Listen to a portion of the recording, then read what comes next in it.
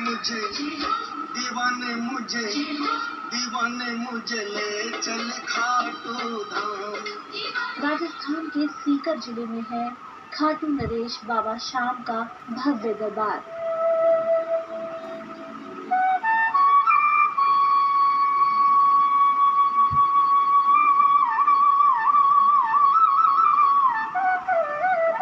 खाटू में ही भीम के पौत्र और घटोत्कच के पुत्र वीर बर्बरीक की पूजा श्याम के रूप में की जाती है। ऐसी मान्यता है कि महाभारत युद्ध के समय भगवान श्री कृष्ण ने बर्बरीक को वरदान दिया था कि कलयुग में उसकी पूजा श्याम के नाम से होगी। खाटू में श्याम के शीश की पूजा होती है, जबकि पास ही स्थित रिंगस में धड़ स्वरूप की उपासना की जाती है। सावली सूरत पे मोहन दिल दीवाना हो गया।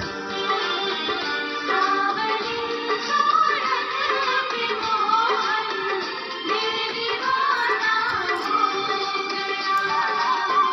दिल दीवाना हो गया, मेरा दिल दीवाना हो गया। बाबा श्याम हारे का सहारा लगता था। खाटू श्याम जी नीले घोड़े का सवार, खाटू नरेश और शीश के दानी।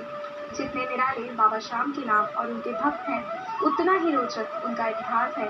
श्याम सुंदर के सुंदर रूप खाटू श्याम बाबा के मंदिर की इन मान्यताओं के पीछे महाभारत काल की एक पौराणिक कथा है। आइए जानते हैं क्या है वो कथा।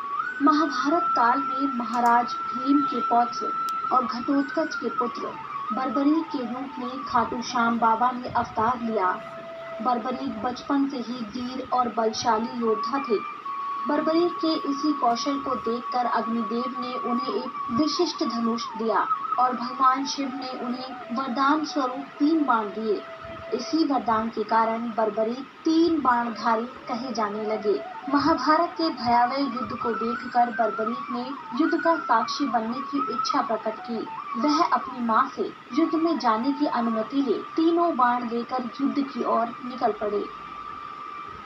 लेकिन जब बर्बरीक युद्ध में जा रहे थे, तभी ब्राह्मण रूप में पहुंचे भगवान श्री कृष्ण उनकी परीक्षा लेने पहुंचे। श्री कृष्ण वीर बर्बरीक के अंदर छुपे योद्धा को पहचान चुके थे और फिर श्री कृष्ण ने बालक बर्बरीक से पूछा कि वह युद्ध में किस ओर से शामिल होंगे। तब बर्बरीक ने अपनी मां को दिए वचन को दोहराया और कहा, युद्ध में जो पक्ष निर्बल और हारा होगा, उसी को अपना साथ देंगे। श्री कृष्ण जानते थे कि युद्ध में हार तो कौरवों की निश्चित है और इसी कारण अगर बर्बरीक ने उनका साथ दिया तो परिणाम गलत पक्ष में चला जाएगा।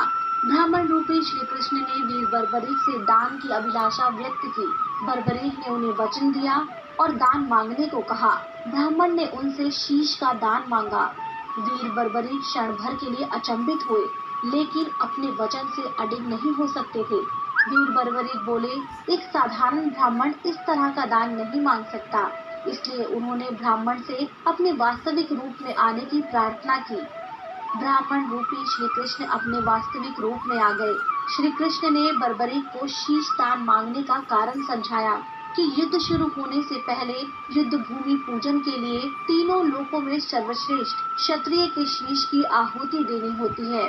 इसीलिए ऐसा करने के लिए वे विवश हैं। बर्बरीक ने श्री कृष्ण की आज्ञा का पालन किया और साथ ही उसने प्रार्थना की कि वे अंत तक युद्ध देखना चाहते हैं।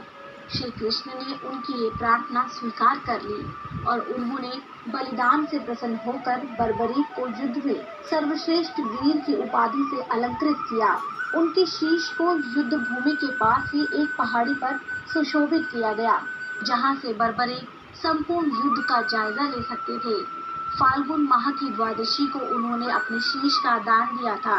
इस प्रकार वे शीश के दानी कहलाए और तभी से खाटू में श्याम के मस्तक स्वरूप की पूजा